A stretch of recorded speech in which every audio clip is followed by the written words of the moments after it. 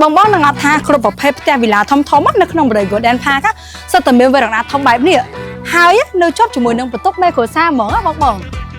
ត្រូវដឹងហើយថាវេរណាទូទៅសតធំតែ1ម៉ែត្រកន្លះទៅ2ម៉ែត្រទេត្រូវបង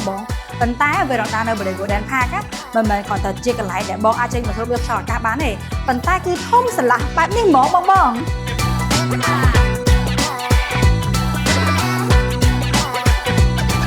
វេរណានៅបរិយាកាសផាកគឺឈរនៅតួអង្គយ៉ាងសំខាន់ដែលផ្ដល់ជាមលុបនៅកន្លែងទីតាំងចំណតឡាននេះ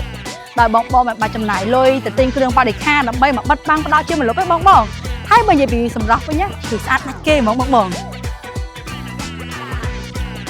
លើពីនឹងទៀតណាបងក្នុងឱកាសចូលឆ្នាំខ្មែរនេះហាបរិយាកាសផាកមានប្រម៉ូសិនយ៉ាងពិសេសគឺផ្ដល់ជូនឈុតសម្ភារៈផ្ទះបាយជូនបងមួយឈុតតែម្ដង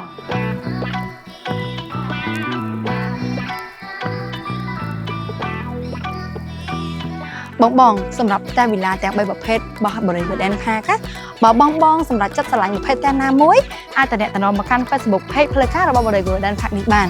ដើម្បីទទួលយកនូវលក្ខខណ្ឌបង់យ៉ាងពិសេសគឺការបង់ហ្វ្រីការប្រាក់រយៈពេលវែងណាបងឃើញអត់ថាពេលមានវេរណាធំអញ្ចឹងគ្រាន់តែញ៉ាំទឹកដូងខ្លែមួយបរិយាកាសក៏មានអារម្មណ៍ថាឈៀលដែរបង